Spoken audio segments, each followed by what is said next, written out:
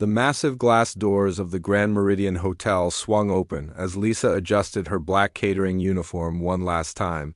She took a deep breath, knowing that tonight's event would be her biggest job yet.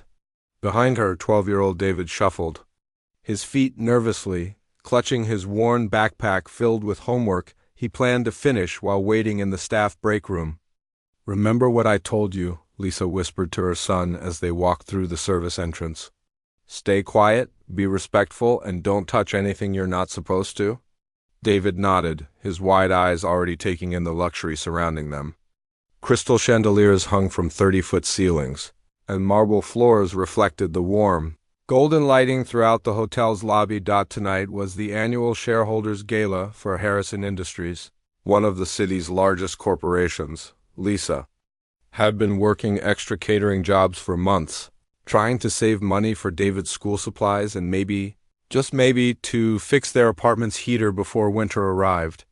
When the catering company offered her double pay for this prestigious event, she couldn't refuse, even though it meant bringing David along since she couldn't afford a babysitter. The ballroom doors opened to reveal a scene that took David's breath away. The room was enormous, with tables covered in white silk tablecloths and centerpieces that probably cost more than his family's monthly rent. Men in expensive suits and women dripping with jewelry mingled casually, their laughter echoing off the walls. David had never seen so much wealth in one place. "This way," Lisa guided him toward the kitchen area, where other catering staff were already busy preparing appetizer trays. The head caterer, a stern woman named Mrs. Rodriguez, barely glanced at David before pointing to a corner near the service door. "He can sit there and stay out of the way," she said curtly. David found a small chair in the designated corner and pulled out his math homework, but he couldn't concentrate. Through the swinging doors, he could see glimpses of the party. The guests moved with confidence that came from never having to worry about money. They spoke loudly about vacation homes, stock portfolios, and business deals worth millions of dollars. As the evening progressed, David watched his mother work tirelessly, carrying heavy trays and refilling champagne glasses. Her feet had to be hurting in those uncomfortable black shoes, but she never complained. She smiled politely at guests who barely acknowledged her existence, treating her more like a piece of furniture than a person. Around 9 o'clock, David noticed something magnificent in the center of the ballroom. A beautiful black grand piano sat on a small stage, its polished surface reflecting the chandelier lights like a mirror. David had seen pianos in movies and music videos, but never one this stunning in real life. His fingers twitched involuntarily, remembering the countless hours he spent practicing on the old electronic keyboard his grandmother had given him 3 years ago. That keyboard had become David's escape from everything difficult in his life. When the apartment was too cold, when there wasn't enough food in the refrigerator, when kids at school made fun of his secondhand clothes, he would lose himself in music. He taught himself to play using free YouTube videos, spending every spare moment learning new songs and dreaming of someday playing on a real piano. The party's energy shifted when a tall man in an expensive navy suit took the stage. David recognized him from photos he'd seen in the newspaper. Mr. Harrison, the company's CEO. The man commanded attention without even trying, his presence filling the room as conversations died down. "Ladies and gentlemen," Mr. Harrison's voice boomed through the microphone. "I hope you're all enjoying tonight's celebration of another record-breaking year for Harrison Industries." Applause filled the room, and David noticed how people seemed to hang on the CEO's every word. Now, as many of you know, we had planned a special musical performance this evening by the city's premier pianist, Jonathan Matthews. Mr. Harrison paused, and David could see irritation flash across his face. "Unfortunately, Mr. Matthews has called in sick at the last minute, leaving us without our planned entertainment." A few disappointed murmurs rippled through the crowd. David watched from his corner as Mr. Harrison's eyes scanned the room, clearly annoyed by this disruption to his perfect evening. The CEO was known for his demanding personality and his dislike of anything that didn't go according to plan. That's when Mr. Harrison's gaze landed on David. For a moment, the boy felt frozen under the powerful man's stare. He could see the wheels turning in the CEO's mind, and something about the look made David's stomach tighten with worry. Mr. Harrison's lips curved into what might have been called a smile, but it didn't reach his eyes. "Well," Mr. Harrison announced, his voice taking on a mocking tone that made several guests turn to see what had caught his attention. "Perhaps we don't need a professional pianist after all." He pointed directly at David, causing every head in the room to swivel toward the corner where the boy sat. David felt his cheeks burn with embarrassment as hundreds of eyes focused on him. His mother, who had been refilling water glasses at a nearby table, looked up in alarm. The color drained from Lisa's face as she realized what was happening. "Ladies and gentlemen," Mr. Harrison continued, clearly enjoying the uncomfortable attention this was generating, "I'm sure this young man would be delighted to provide us with some entertainment." His emphasis on the last word made it clear. This was meant as a joke at David's expense. Nervous laughter began to spread through the crowd. Some guests seemed uncomfortable with the CEO's suggestion, while others appeared amused by the prospect of watching a child potentially embarrass himself. David could hear whispered comments floating through the air. "Is he serious? That poor kid. This should be interesting." Mr. Harrison stepped down from the stage, walking directly toward David with the confidence of a man who had never been told no. "Come now, don't be shy," he said loud enough for everyone to hear. "I'm sure you've seen plenty of piano playing. In movies, how hard could it be?" David's heart pounded so loudly he was sure everyone could hear it. He glanced toward his mother, who stood frozen with a serving tray in her hands, her eyes wide with a mixture of fear and helpless anger. He could see she wanted to protect him but couldn't risk losing this job they desperately needed. The ballroom had fallen completely silent except for the sound of David's chair scraping against the floor as he slowly stood up. Every instinct told him to run, to hide, to find some way out of this humiliating situation. But something else stirred inside him too, a quiet determination that surprised even himself. Mr. Harrison gestured grandly toward the piano, his expression showing he expected this to be nothing more than amusing fodder for his wealthy friends. The CEO had no idea that his cruel joke was about to change everything. The silence that followed Mr. Harrison's words felt like a heavy blanket had been thrown over the entire ballroom. David stood frozen in his corner, feeling as if time had stopped completely. 300 pairs of eyes stared at him, and he could feel the weight of each gaze pressing down on his shoulders like physical objects. His mother Lisa dropped her serving tray. The crash of expensive china hitting the marble floor echoed through the quiet room, but nobody turned to look. All attention remained focused on the 12-year-old boy who had suddenly become the center of a very uncomfortable situation. David's mind raced with thoughts that seemed to bounce around his head like ping-pong balls. This had to be some kind of nightmare. Any moment now, he would wake up in his small bedroom, safe from the embarrassing spotlight that now surrounded him. But the faces staring back at him were all too real, and the smug expression on Mr. Harrison's face told him this was definitely happening. Some guests shifted uncomfortably in their seats, clearly sensing that something wasn't right about this situation. A few women near the front tables whispered to their husbands, their faces showing concern for the young boy who had been put in such an awkward position. But others seemed amused by the spectacle, already pulling out their phones to record what they expected would be an entertaining failure. "Well?" Mr. Harrison's voice cut through the silence like a knife. "We're all waiting." His tone carried the authority of a man who was used to getting his way, and David could hear the challenge hidden beneath the false politeness. David glanced toward his mother, hoping to find some guidance in her eyes. What he saw instead broke his heart a little. Lisa stood completely still, her face pale with worry and anger. Her hands trembled slightly as she realized she was powerless to protect her son from this humiliation. She needed this job desperately, and speaking up against the CEO could mean losing the income that kept their small family afloat. The other catering staff had stopped their work entirely, watching the scene unfold with expressions of sympathy and helplessness. Mrs. Rodriguez, the head caterer, looked like she wanted to say something but kept glancing nervously between David and Mr. Harrison. Everyone in the service area knew this situation was wrong. but nobody dared to challenge the powerful man who controlled their paychecks. David's thoughts drifted to his grandmother's words from just a few weeks ago, during one of their Sunday visits. She had been listening to him practice on the old keyboard in her living room, the one with 3 broken keys and a volume button that only works sometimes. "Music isn't about the instrument, baby," she had said, settling into her favorite chair with a cup of tea. "It's about what's in your heart.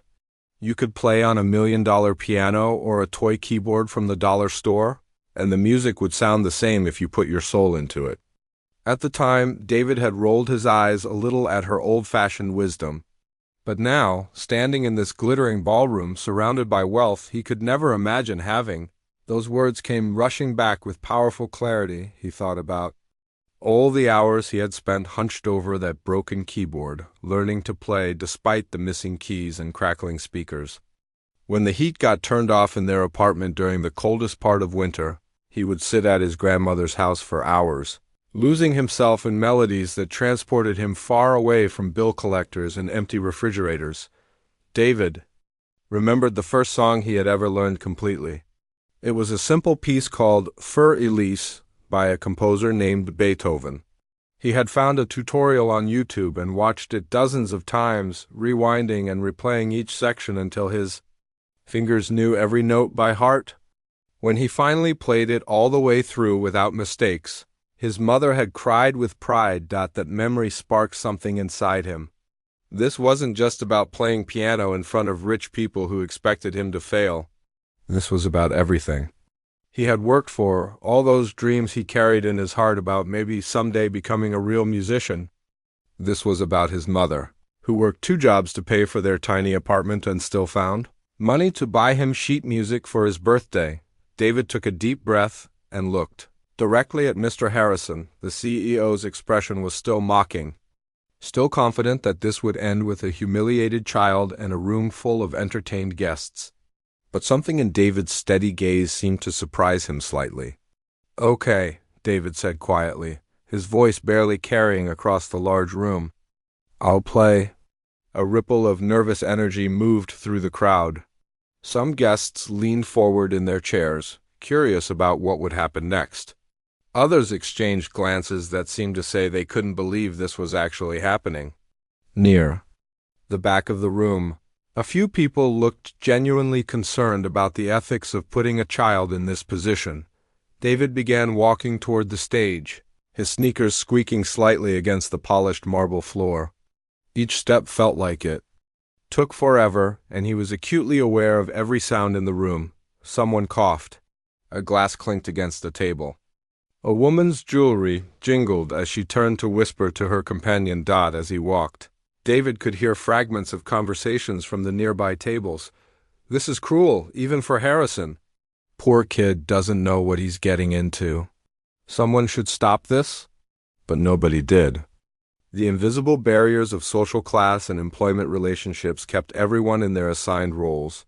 Even when they knew something wasn't right, halfway to the stage, David passed a table where an elderly man sat with his wife. The man caught David's eye and gave him a small, encouraging nod. It was a tiny gesture, but it felt like a lifeline in that moment. David straightened his shoulders slightly and continued walking. The grand piano looked even more magnificent up close. Its black surface was so perfectly polished that David could see his reflection staring back at him, distorted and stretched across the curved lid. The keys were pristine white and black, waiting silently for someone to bring them to life. Mr. Harrison followed David to the stage, clearly planning to enjoy every moment of what he expected would be an embarrassing spectacle. "Ladies and gentlemen," he announced into the microphone, "our young virtuoso is about to grace us with a performance." The word virtuoso was dripping with sarcasm, and several people in the audience winced at the cruelty in his tone. But David had stopped listening to the CEO's words. All of his attention was focused on the piano bench in front of him. He sat down carefully, adjusting his position until he felt comfortable. The bench was the perfect height, unlike the wobbly chair he had to stack books on at his grandmother's house. His feet didn't quite reach the pedals, but that was okay. For what he planned to play, he wouldn't need them. David placed his hands gently on the keys, feeling their smooth coolness beneath his fingertips. The room fell silent again, but this time the silence felt different. It was expectant, charged with possibility rather than cruel anticipation. He closed his eyes for just a moment, remembering every lesson he had taught himself, every mistake he had learned from, every small victory that had brought him to this moment. When he opened them again, David was ready to show Mr. Harrison and everyone else in that room exactly what music could do. David's fingers hovered above the piano keys for what felt like an eternity. The entire ballroom seemed to hold its breath, waiting for the moment when this 12-year-old boy would either embarrass himself completely or somehow pull off a miracle. Most people in the room were betting on embarrassment. Mr. Harrison stood beside the piano with his arms crossed, that same mocking smile plastered across his face. He was already imagining the story he would tell at future business dinners about the time he made a catering worker's kid try to play piano at his gala. In his mind, this would be over in 30 seconds with a few wrong notes and a very red-faced child running back to his corner, but then David pressed the first key. The note that came from the grand piano was pure and clear, floating through the massive ballroom like a single drop of water hitting perfectly still pond. It was a simple C, nothing fancy or complicated, but something about the way David touched that key made it sound different. There was intention behind it, purpose that cut through the doubt and skepticism in the room. The second note followed. Then a third. David began playing the opening measures of Chopin's Minute Waltz, a piece that most professional pianists consider challenging. His small hands moved across the keys with a confidence that seemed impossible for someone his age, especially someone who had never touched a real grand piano before. The change in the room was immediate and electric. Conversations that had been buzzing with cruel anticipation suddenly stopped mid-sentence. Phones that had been pulled out to record an expected failure stayed frozen in their owner's hands as jaws dropped open in disbelief. Mrs. Peterson, an elderly woman sitting at table 12, had taught piano lessons for 40 years before retiring. She recognized the piece immediately and knew how difficult it was to play correctly. When she heard David's flawless execution of the opening passage, she leaned forward so quickly she nearly knocked over her wineglass. "That's impossible," she whispered to her husband, who was staring at the stage with his mouth hanging open. David's fingers danced across the keys like they had been born to live there. Every note was placed exactly where it needed to be, with the kind of precision that came from countless hours of practice and natural talent that couldn't be taught or faked. The melody sparkled and flowed, filling every corner of the enormous room with music that seemed to breathe life into the very air itself. Near the back of the ballroom, Dr. Michael Chun, a music professor at the city's most prestigious conservatory, nearly choked on his champagne. He had attended this gala as a favor to his wife, expecting nothing more than boring speeches and overpriced food. Now he was witnessing something that defied everything he thought he knew about musical education and training. "Honey," Dr. Chun grabbed his wife's arm, his voice urgent with excitement. "Do you see what's happening here? That child is playing Chopin, real Chopin, and he's playing it better than some of my graduate students." David transitioned into the waltz's main theme, and the complexity of what he was doing became even more apparent. His left hand carried the steady rhythm while his right hand flew through intricate passages that required years of study to master. But he wasn't just playing the notes correctly, he was interpreting them, adding his own emotional depth to every phrase. The music told a story that everyone in the room could feel, even if they couldn't put it into words. There was joy in the rapid passages, but also longing, as if David was pouring every dream he'd ever had into those flying fingers. The notes seemed to carry the weight of all those nights practicing on a broken keyboard, all those times he'd imagined what it would feel like to play on a real piano. Mr. Harrison's smug expression began to crack like ice in warm water. What was supposed to be a humiliating joke was turning into something he couldn't control or understand. The CEO was a man who prided himself on reading people correctly, on knowing exactly who belonged where in his carefully ordered world. But This skinny kid in worn sneakers was destroying all of his assumptions with every perfectly placed note. David reached the waltz's famous cascading passage, where the melody tumbles down the keyboard like water falling over rocks. It was a section that separated amateur players from serious musicians, requiring technical skill and artistic sensitivity in equal measure. David's hands moved so smoothly that the notes seemed to pour from the piano without any effort at all. A woman at table 5 started crying. She couldn't explain why the music was affecting her so deeply, but something about watching this young boy create such beauty in the face of such cruelty touched a place in her heart she had forgotten existed. Her husband, a typically stoic businessman, found himself blinking back tears as well. The catering staff had completely abandoned their duties to watch David play. Lisa stood frozen near the kitchen doors, her hands pressed to her mouth as emotions she couldn't name washed over her. She had always known her son was talented, but seeing him command a room full of the city's most powerful people with nothing but his music was beyond anything she had ever imagined possible. Mrs. Rodriguez, the head caterer, felt ashamed of how she had dismissed David earlier. She had seen him as just another inconvenience, one more thing to manage during an already stressful evening. Now she was watching a master musician who happened to be 12 years old, and she realized she had been in the presence of something extraordinary without even knowing it. David approached the waltz's climactic section, where the tempo builds and the technical demands reach their peak. His concentration was so complete that the rest of the world seemed to disappear. There was only the music, only the conversation between his heart and the piano keys that responded to his every thought and feeling. The melody soared through the ballroom, reaching heights that made several guests unconsciously hold their breath. David's interpretation was fearless, taking musical risks that professional pianists might shy away from. But every risk paid off beautifully, creating moments of stunning musical revelation that left the audience speechless. A famous music critic, who had been covering the city's cultural scene for 20 years, pulled out his phone, not to record an embarrassing failure, but to make notes about what he was witnessing. In all his years of reviewing concerts and recitals, he had rarely heard such a combination of technical brilliance and emotional maturity from any performer, let alone a child. The waltz's final section approached, and David built toward the ending with the confidence of someone who knew exactly where the music was going. His hands moved faster, the notes becoming more complex, but his control never wavered. Every sound that came from the piano was intentional, crafted, perfect. As the last notes of the Chopin waltz rang out across the silent ballroom, David finally lifted his hands from the keys. The silence that followed was different from the one that had greeted his arrival at the piano.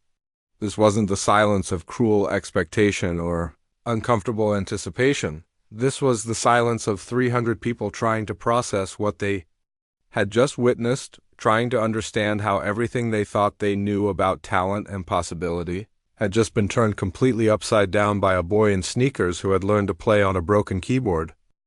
For 5 seconds that felt like 5 hours, the Grand Meridian Hotel's ballroom existed in complete silence. 300 people sat frozen in their chairs, trying to process what they had just heard. The only sound was the gentle hum of the air conditioning and the distant noise of traffic from the street far below. Then, like a dam bursting, the silence shattered. Mrs. Peterson, the retired piano teacher, was the first to move. She shot up from her chair so quickly that her napkin fell to the floor and began clapping with an intensity that surprised even herself. "Bravo!" she called out, her voice cracking with emotion. "Absolutely brilliant." Her applause triggered an avalanche. One by one, then in groups, then all at once, every person in the room rose to their feet. The sound of clapping filled the ballroom like thunder, echoing off the crystal chandeliers and marble walls. But this wasn't polite country club applause. This was the kind of thunderous ovation usually reserved for world-class concert halls. David sat frozen at the piano bench, his hands still resting on the keys. He had never experienced anything like this before. In his small world of practice sessions in his grandmother's living room, success was measured by getting through a piece without mistakes. He had no idea that music could move people like this, could make adults cry and cheer like they were watching their favorite sports team win a championship. Dr. Chun, the music professor, was pushing through the crowd with tears streaming down his wife tried to keep up, confused by her usually composed husband's sudden urgency. "Excuse me, pardon me," he kept saying as he navigated between tables. His eyes never leaving David. The boy's mother, Lisa, stood near the kitchen entrance with her hands covering her mouth.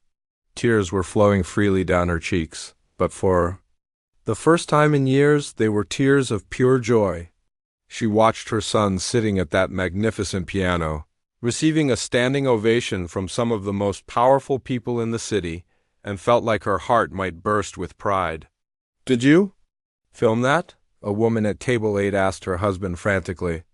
"Please tell me you got that on your phone." Her husband nodded, still staring at the stage in amazement. "I got the whole thing," he whispered. "The whole incredible thing." All around the ballroom, phones were coming out as people realized they had witnessed something special. Mrs. Patterson, a social media influencer who usually posted about fashion and lifestyle, was already typing furiously. "You guys," she spoke into her phone's camera, her voice shaking with excitement. "I'm at this corporate gala, and a 12-year-old kid just played the most beautiful piano piece I've ever heard. This is going to change his life." The applause continued for almost 2 full minutes. People were wiping their eyes, shaking their heads in disbelief, and talking excitedly to their neighbors. "Where did he learn to play like that? Who is this kid?" "That was better than the symphony performance we saw last month." Mr. Harrison stood beside the piano stage, his face a mixture of shock, confusion, and something that might have been embarrassment. His cruel joke had backfired so spectacularly that he didn't know how to react. The child he had expected to humiliate was receiving the kind of acclaim that Harrison himself rarely experienced. Even in his own company, David finally stood up from the piano bench, looking overwhelmed by the response.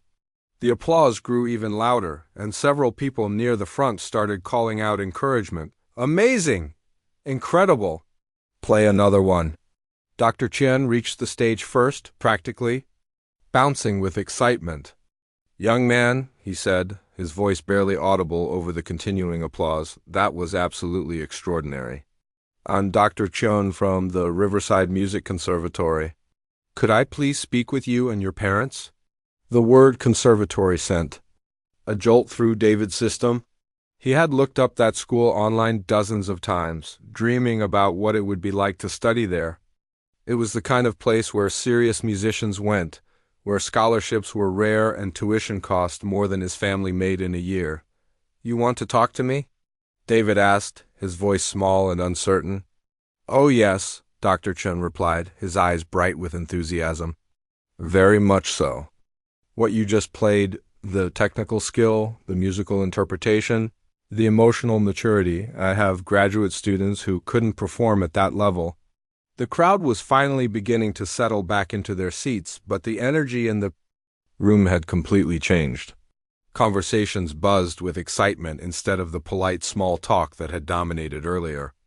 People were looking at David with respect and admiration instead of the dismissive glances he had received when he first walked in. A tall man with silver hair approached the stage next. David recognized him from newspaper photos. He was Robert Kingston, the famous music critic for the city's largest newspaper. "Son," Kingston said, pulling out a business card, "I've been reviewing musical performances for 30 years. What you just did was remarkable. I'd like to write about this, if that's okay with you and your family." Lisa finally found the courage to move from her spot near the kitchen. She walked across the ballroom floor, no longer caring about the serving trays or her catering duties. When she reached the stage, David climbed down and ran into her arms. "Mom," he whispered, his voice muffled against her shoulder. "Did you hear that? They liked it? They really liked it?" "I heard it, baby," Lisa whispered back, holding him tight.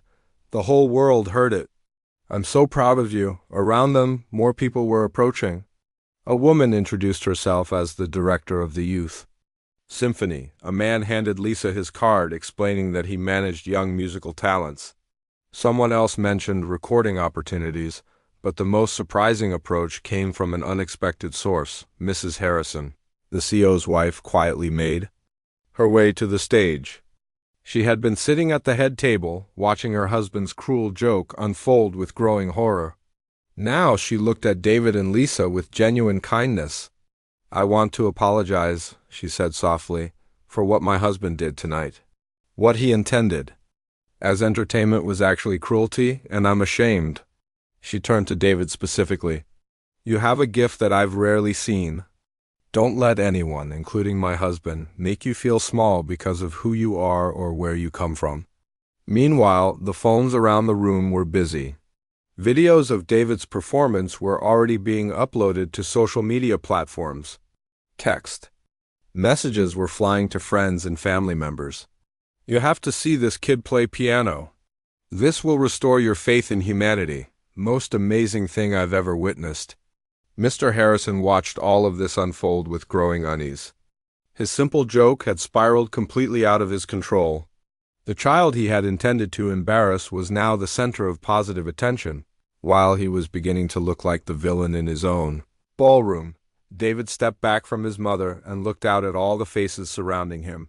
For the first time in his life, he was seeing what it looked like when people believed in his dreams. All those hours of practice, all those times he had wondered if his passion for music was just a foolish fantasy, suddenly made perfect sense. The evening that had started as his mother's catering job had turned into something that would change their lives forever. And it all began with the simple decision to sit down at a piano and let his heart speak through his fingers. As the excitement around David's performance began to settle into more focused conversations, Dr. Chun gently guided the boy and his mother to a quieter corner near the stage. Other interested parties followed, creating a small circle of people who were eager to learn more about this remarkable young pianist. "David," Dr. Chun said, crouching down to the boy's eye level, "can you tell me where you studied piano? Which conservatory? Which teacher?" His voice was kind but filled with professional curiosity. In his 20 years of teaching, he had never encountered raw talent quite like this. David looked up at his mother, unsure how to answer. The truth felt embarrassing compared to the elegant surroundings and well-dressed people around him. Lisa squeezed his shoulder encouragingly. "It's okay, honey. Tell them the truth." I taught myself," David said quietly, his voice barely audible above the ongoing conversations in the ballroom. "I learned from watching videos on the internet." The circle of adults fell silent. Robert Kingston, the music critic, blinked several times as if he hadn't heard correctly. "I'm sorry, could you repeat that? You said you taught yourself?" "Yes, sir," David replied, gaining a little confidence. "My grandmother gave me an old keyboard 3 years ago. Some of the keys don't work, and the volume dial is broken, but I practiced on it every day." Mrs. Peterson, the retired piano teacher, felt her knees go weak. In her 40 years of teaching, she had worked with students who had every advantage. Private lessons from age 4, expensive instruments, prestigious schools. Yet none of them had ever played with the musical maturity she had just witnessed. "An old keyboard?" she repeated, her voice filled with disbelief. "You played Chopin's Minute Waltz, one of the most technically demanding pieces in the classical repertoire, and you learned it on a broken keyboard?" Lisa stepped forward, sensing that people needed to understand their situation better. "We don't have much money," she explained, her voice steady despite her nervousness. "I work 3 different jobs to keep us in our apartment. David's school doesn't have a music program, and we can't afford private lessons." The revelation hit the gathered crowd like a physical blow. These were people who spent thousands of dollars on their children's music education without thinking twice. The idea that someone could achieve this level of skill without any formal training or proper equipment seemed impossible. "3 jobs?" asked Mrs. Harrison, who had been listening quietly. Her own children had attended elite private schools and taken lessons with the city's most expensive instructors. "What kind of work do you do?" "I clean offices at night, I work at a grocery store during the day, and I do catering events like this on weekends," Lisa answered honestly. "David usually stays with his grandmother when I'm working, or sometimes he comes with me if I can't find anyone to watch him." Dr. Chun was frantically taking notes on his phone, trying to process what he was hearing. David, how many hours a day do you practice? Usually about 4 hours, David replied. Sometimes more on weekends. My grandmother lets me use her keyboard whenever I want, and she always has YouTube videos ready for me to learn new songs. 4 hours a day on a broken keyboard, Kingston murmured, shaking his head in amazement. Do you read music, son? David looked confused. Read music? You mean like the black dots on the lines? Sheet music, yes. No, sir. I just watch people's hands in the videos and copy what they do. Sometimes I have to watch the same part like 50 times before I get it right. The implications of this statement sent shock waves through the group. David had learned one of classical music's most challenging pieces entirely by ear, without being able to read a single note of music.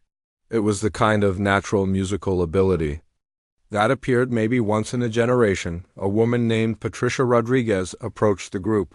She was the director of the city's youth symphony orchestra, and she had been listening to the conversation with growing excitement and concern.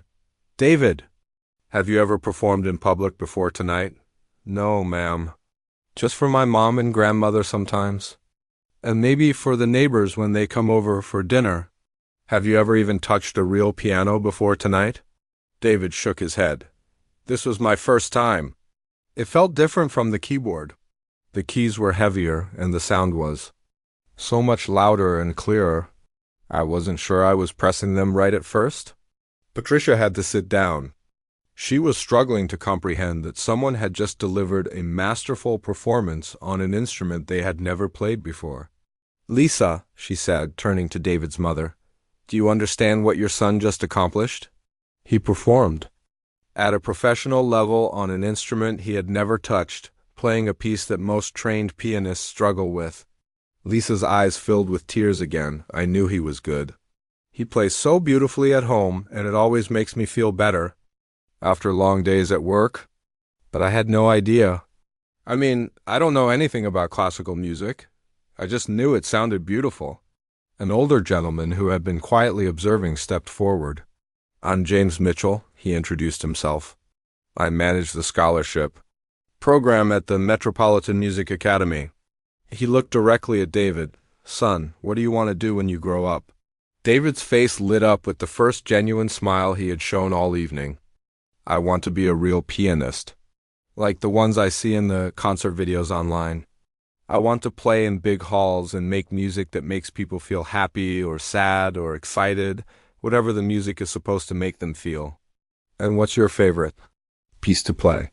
I love everything, but I really like this one piece called Clair de Lune. It sounds like what nighttime feels like, you know? Quiet and peaceful, but also a little mysterious.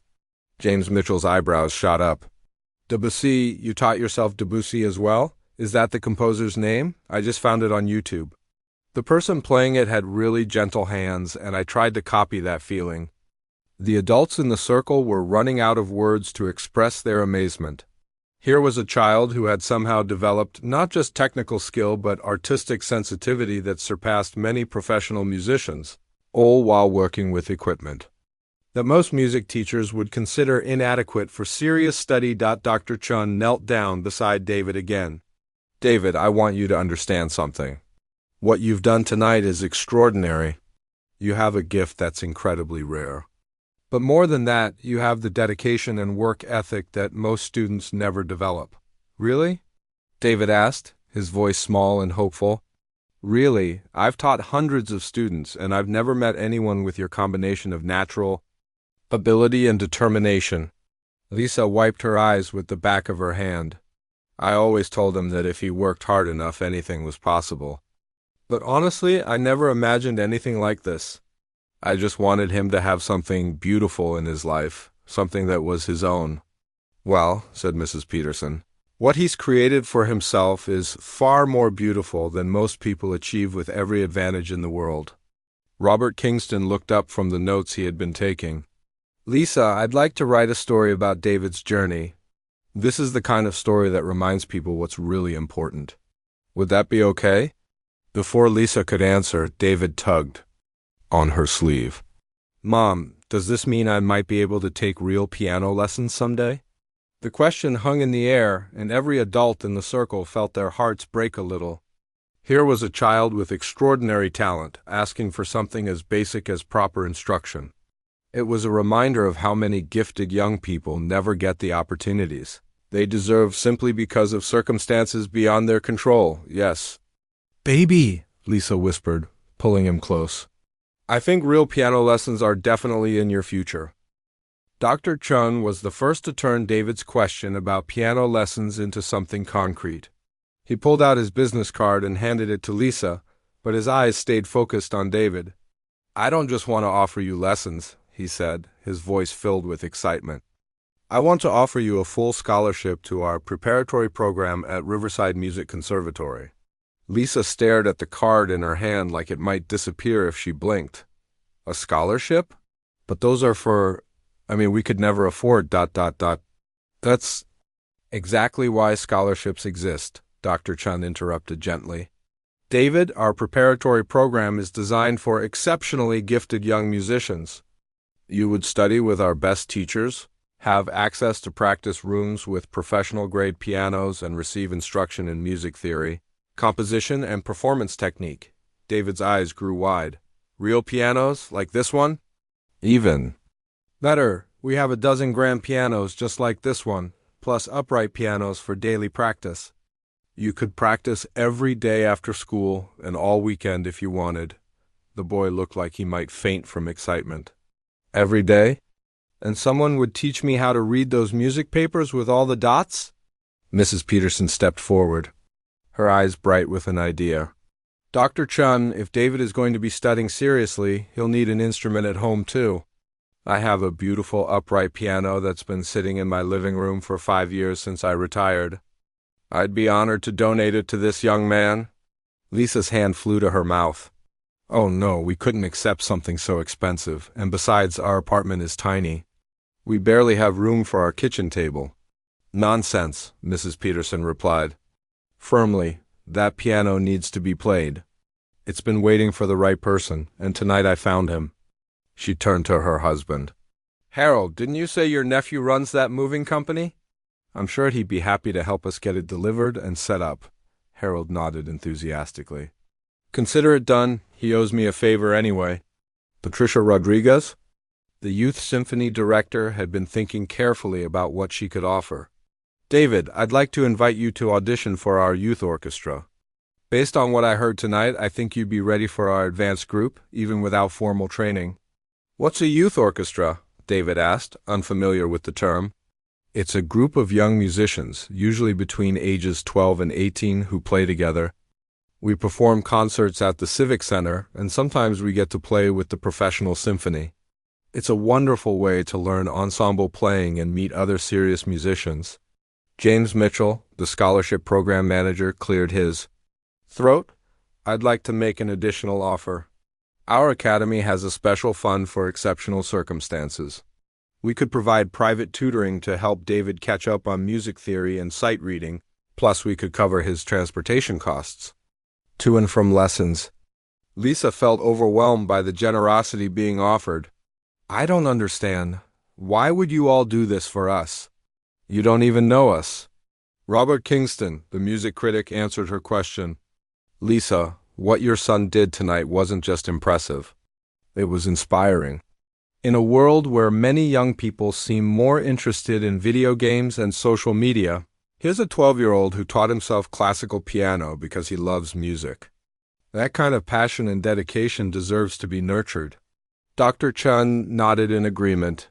Besides, David has something that can't be taught, that natural musical instinct, that ability to make people feel emotion through music. Our job as educators is to help him develop the technical skills to match his artistic gifts.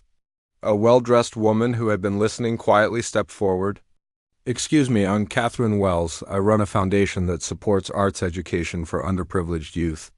She looked at Lisa with kind eyes. I'd like to discuss providing David with additional support. Things like music books, sheet music, maybe even some performance clothes for concerts. David tugged on his mother's sleeve. Mom, what does this all mean? Lisa knelt down to his level, trying to process everything herself. It means, sweetheart, that all those dreams you've had about becoming a real pianist? It looks like they're about to come true. But what about your jobs? Will you still have to work so much? The question hit everyone in the group hard. Here was a child who was being offered incredible opportunities, but his first concern was still for his mother's well-being. Dr. Chun had an idea. Lisa, what's your educational background? I finished high school, took some community college classes, but never completed a degree. Life got in the way. Would you be interested in working at the conservatory? We often need administrative help, and we provide benefits including health insurance. The schedule would be much more regular than your current jobs, and David could come with you for his lessons and practice time. Lisa's eyes filled with tears. You would do that? Offer me a job too? A mother's support is crucial for a young musician's development, Dr. Chun explained. Having you nearby would actually benefit David's education. Plus, you could take some of our continuing education classes if you wanted to learn more about music yourself.